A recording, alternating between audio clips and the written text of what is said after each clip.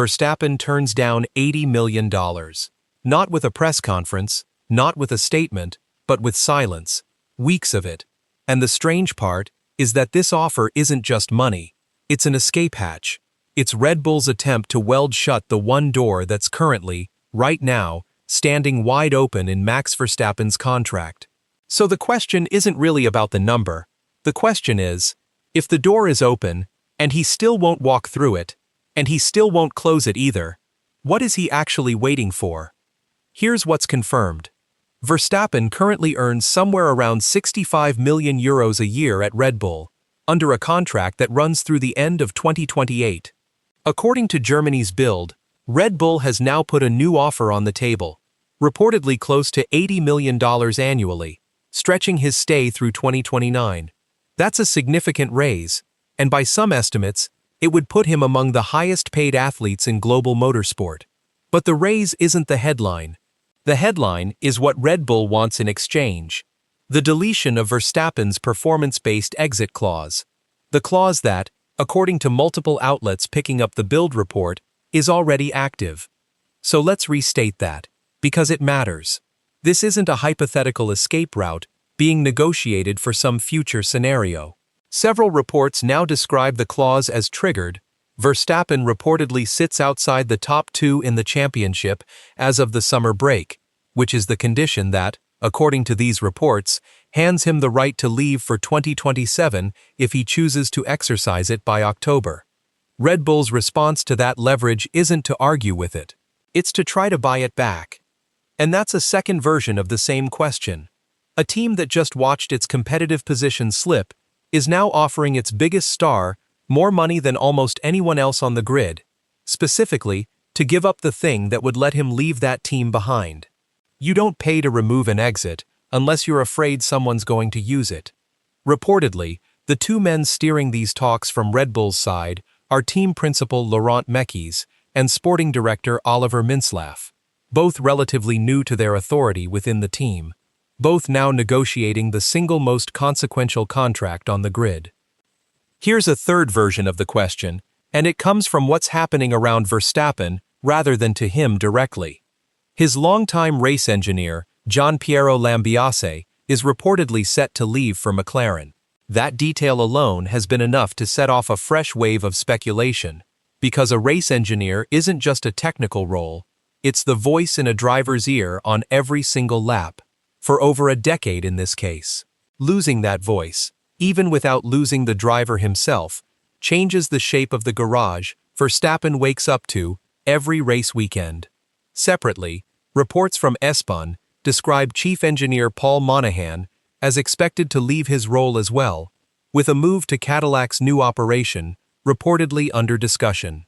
None of these departures are about Verstappen's contract directly, but stack them next to each other, and they start to look less like isolated exits and more like a slow draining of the very engineering continuity that built 4 championships around him. Now here's a name attached to the mechanism at the center of all this, before we get to what it actually does. The clause under discussion is often described in the reporting as tied to championship position at the summer break. Miss the cutoff, and the door opens for the following year. Simple enough on paper. But the specific threshold has shifted across different reports over time. An earlier report out of Germany in January described a tougher standard entirely, that Verstappen would need to be leading the championship outright, not just inside the top 2, for the clause not to activate. That threshold, if accurate, would have made this summer's trigger almost inevitable months in advance. The current reporting settles on a top 2 cutoff instead. Both versions remain officially unconfirmed by Red Bull or Verstappen's camp. But the fact that 2 different thresholds have circulated at 2 different points tells you something about how tightly this detail has been guarded, and how much appetite there is for guessing at it from the outside. So now we can quantify it. Where does Verstappen actually sit?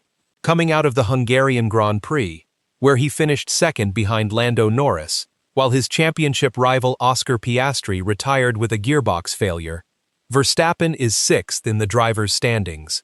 He's on 109 points. The championship leader, Kimi Antonelli, is 110 points ahead of him.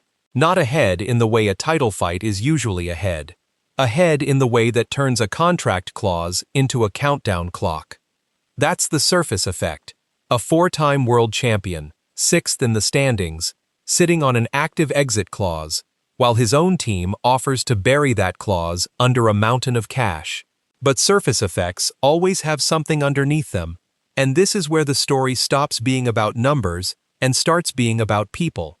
Because the deeper cause isn't really the car, or at least not only the car. It's who's no longer building it. Since Verstappen signed his current deal, Red Bull has lost, in some sequence, the team principal, who ran the operation for nearly 2 decades. The design chief many credit as one of the most influential in the sport's history. The long-serving motorsport advisor who helped bring Verstappen into the team as a teenager. And the sporting director who managed race weekends trackside. Some of these departures are fully confirmed. The reduced role and exit of the motorsport advisor specifically is reported rather than fully nailed down in every detail. So treat that one as the least solid brick in the wall. But taken together, what's left is a driver operating inside a structure that looks almost nothing like the one that built 4 championships around him, and now, reportedly, is losing engineering personnel on top of the leadership churn as well. There's also a visible, on-track version of this frustration, not just a paperwork one. At the British Grand Prix, Verstappen ended his weekend with his car beached in the gravel at the high-speed Stowe corner, after Red Bull opted against making setup changes to his car following qualifying. It was a small, technical decision in isolation, but it landed in the middle of a season where every misstep gets read as a symptom of something larger. And it was only 2 days later that reports emerged suggesting Verstappen was weighing a serious switch to a rival team for 2027. One incident on track doesn't prove a pattern, but it's exactly the kind of moment that turns quiet frustration into a headline. That's the tease before the next layer, because it's tempting to read all of this as a story about Verstappen plotting an exit.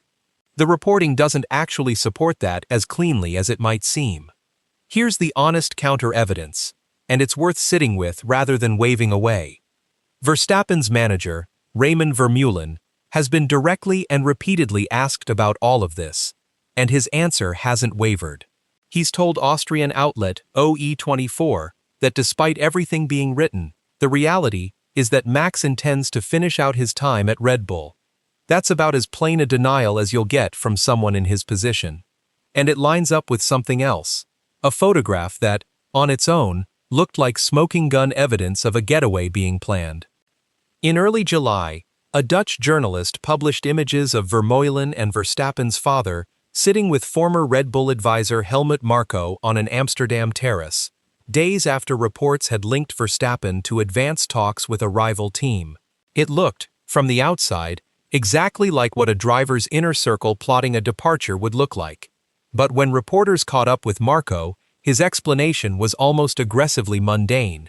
He said the visit was private, and separately, that he was in the Netherlands for Verstappen's sister's wedding. Vermeulen gave OE24 nearly the identical explanation days later. A long-planned personal visit, nothing more, with a family wedding as the actual occasion. Neither man has budged from that account since, even when pressed again later in the month by other outlets. So take that seriously. A meeting that the tabloid version of this story wants to be a secret transfer summit might just be 3 old friends and a wedding. That's not spin dismissed lightly. It's corroborated independently by 2 people who'd normally have every reason to spin it differently if there really were something to hide, and it happens to line up with a real, verifiable family event. Genuine uncertainty here should be admitted, not steamrolled for the sake of a cleaner narrative. But, and this is where it gets complicated rather than resolved, a private meeting can be exactly what it's said to be, and the underlying pressure can still be entirely real at the same time. Those 2 things aren't in contradiction. Vermeulen himself, when pressed on the exit clause directly, gave an answer that's technically consistent with loyalty, but doesn't exactly slam the door either. He acknowledged the clause exists, then added that its existence doesn't mean it will be used. That's not a denial that the leverage is real. It's a refusal to say what will be done with it. Which brings us to the human center of this. because underneath the contract language is a driver who has said, in his own words, that he'd like to finish his career at Red Bull, provided the team can hand him a car capable of winning. That's not a small qualifier. It's the entire tension of this story, compressed into one sentence. Loyalty with a condition attached. And the condition is the part Red Bull currently can't fully guarantee, especially with a major regulation overhaul reshaping the competitive order across the grid this season, and no certainty yet about who ends up ahead once the dust settles. At the Thursday press conference ahead of the Hungarian weekend, Verstappen was asked directly about his future, and he kept it deliberately unremarkable. He said there was nothing going on, described Red Bull in terms closer to family than employer, and said his focus was on understanding the car and getting back to winning, not contract paperwork. Read that on its own, and it sounds like a man who isn't going anywhere. Read it alongside 6th place in the championship and a 110-point gap to the leader, and it sounds like a man choosing his words carefully because the alternative, admitting frustration on the record, would only add fuel to a fire he doesn't control the size of. There's also a July report from GP Blog, worth flagging honestly as the shakiest piece of this entire puzzle. The claim that Red Bull co-owner Mark Mateschitz is no longer willing to keep Verstappen at any cost. That's a single-source claim, not corroborated elsewhere in the reporting gathered here, and it deserves exactly the skepticism a lone attribution earns. Interesting if true, but not something to build a conclusion on. And then there's the ghost that's been floating around this story for over a year now. Reports of an enormous offer from Aston Martin, reportedly in the range of €264 million. That figure has circulated widely enough that casual fans might assume it's an active, live bid. It isn't, at least not verifiably. It's old, it's never been properly sourced to begin with, and treating it as current context would be misleading. Worth mentioning, because it still shapes public perception of Verstappen's market value. Worth immediately setting aside as evidence of anything happening right now. A separate, more recent report suggested Red Bull had even discussed simply buying the exit clause off Verstappen outright for a fraction of the new contract's value, a figure reportedly in the single-digit millions of euros.